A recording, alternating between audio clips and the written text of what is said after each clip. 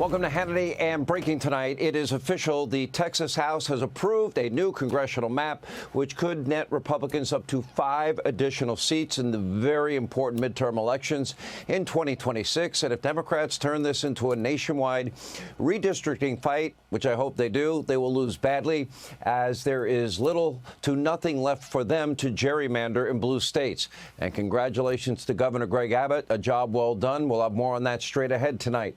Also, White House Deputy Chief of Staff Stephen Miller, our friend, just diagnosed one of the worst political problems in D.C. Right on the money. Take a look. So we're going to ignore these stupid white hippies that all need to go home and take a nap because they're all over 90 years old.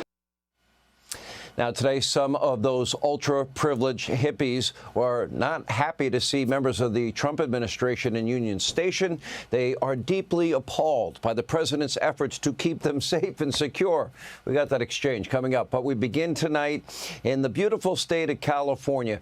If you want a glimpse into what America would become if a radical Democrat wins the White House, pay very close attention. Despite what is a vast, stunning natural resources in California, great weather, beautiful geography, beautiful oceans. The Golden State has become totally unlivable for so many Americans. After years of Democratic one-party rule, Californians, look at these numbers. They are fleeing the state in droves, with the largest net migration in the entire country. It even recently lost a congressional seat for the first time ever and is projected to lose at least 4 more seats by 2030. So let us be clear. The state's radical Democratic agenda, led by our old friend Gavin Newsom, is to blame for all of this. Unfortunately, that might be news to Gavin. His attention seems to be elsewhere, embarrassing himself, running for president. In fact, he's now so totally fixated and focused on doing whatever he can do to win his party's 2028 nomination. It's like he changes every single hour of every day, and frankly, it's getting hard to watch. Even morning liberal Joe agrees with me. Now, currently, he and his social media team, they are busy trying to mock President Trump on X by posting messages in all caps. He's trying to pretend to be Donald Trump. Gavin is also attacking Fox News hosts. He's trying to bait conservatives into social media fights. He's actually referred to our own Tomi Lahren's account as Yelp for toilets. Gee, very clever and funny. She'll join us in a moment to respond. Gavin, look, I know Gavin. In person, he can be a very likable guy. I know he's slick. I got it. I've got his number. But unfortunately, it is his radical policies. That's where the disaster is for him. Pretending to be President Trump is not only embarrassing, it will not negate the disastrous policies and positions and the horrible state that California is in. Now, that includes Gavin's campaign to woo conservatives. First, he was going to be a podcaster and interview Steve Bannon and Charlie Kirk. That didn't work out after he got caught, of course, in an embarrassing lie, actually one after another. Take a look. The Latinx stuff, that, by the way, not one person ever in my office has ever used the word Latinx. So can we finally put that to bed? Yeah, but where did that even No go? more Latinx, like, everybody. Well, I just didn't even know where it came from. I'm like, what are people talking about? I hope we can really paint a picture in terms of our consciousness of how impactful this has been on the Latinx community. About 3/4 of renters in the state that have fallen behind in rent, represented in the Latino and African-American community, the Latinx and Black communities. You've got politicians that are banning not assault rifles, but the word Latinx. They're not even serious. And it gets worse from there. Now, Gavin, you're not going to listen to me, but maybe you'll consider focusing on your day job, maybe help end crime, homelessness, lower taxes. People in your state are way overtaxed. Help the people in the Pacific Palisades rebuild. Maybe have some water in the hydrants and the reservoir.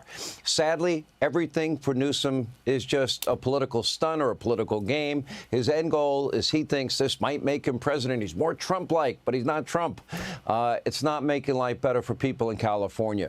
A huge political miscalculation, but Gavin doesn't listen to me. His views as governor have changed year after year. Based on polling and trends, his views will also change during any Democratic primary. If nominated, his views will likely change yet again during a general election, but his record will forever haunt him. The country will be faced with the question, if he's the nominee, do you want America to become California?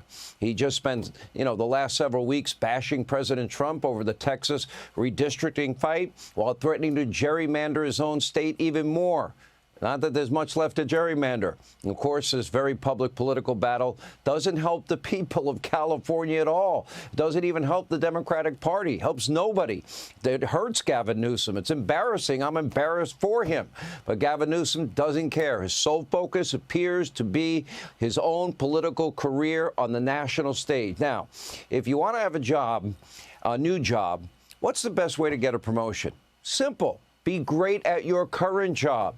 And the really sad part is now California is getting left in the dust. When you cut through all the clutter and all the gimmicks and all the performative stunts and all the transformations, Gavin the podcaster, Gavin acting like Trump, this is Newsom's record.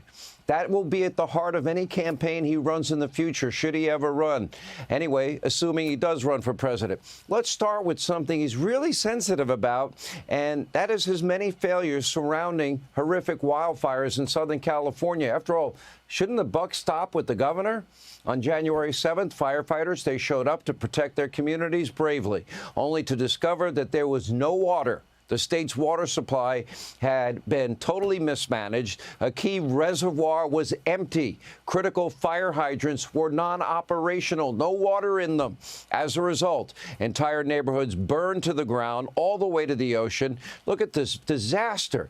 And according to the LA Times, nearly 13,000 households were displaced from the sky. All you could see was block after block after block. Look at this disaster of charred rubble. And remember, wildfires, Santa Ana winds, California. I did live in Southern California for 5 years. All of it is predictable, a predictable event. You can prepare for that. And here's where things get much worse. Out of the thousands and thousands of homes that were burned to the ground, only 145 successfully receiving permits to rebuild more than 7 months later.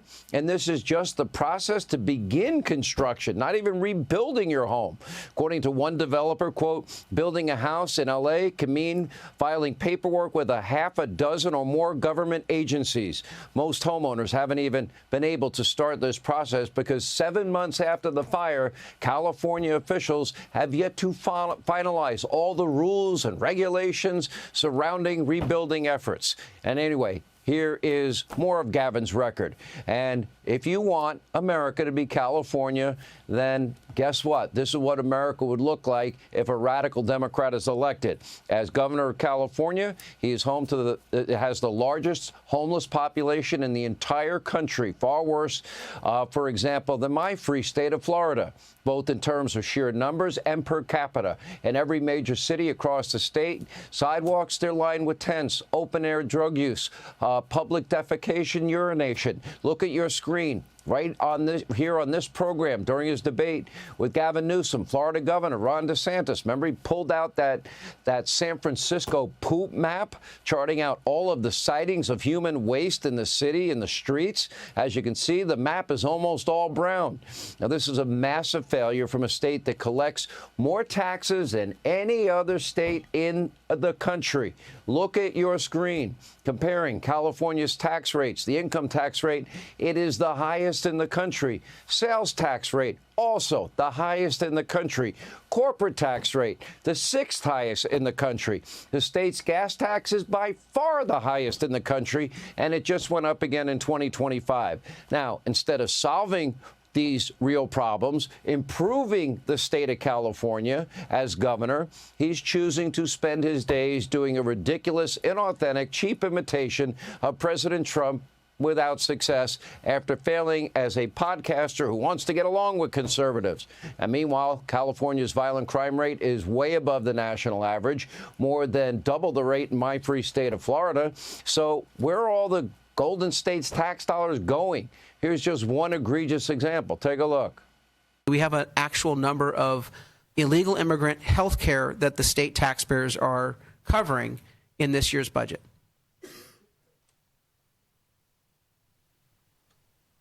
Guadalupe Manriquez with the California Department of Finance. So in the current year, to cover undocumented individuals in Medi-Cal, we're spending $9.5 billion total funds. So it's not the $6 billion that people continue to talk about in the media. It's $9.5 billion.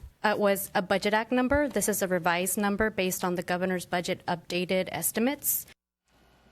Now, the governor has been luring unvetted illegal immigrants to his sanctuary state for years with protections, generous handouts. And why doesn't California keep statistics of illegal immigrant crime in that state?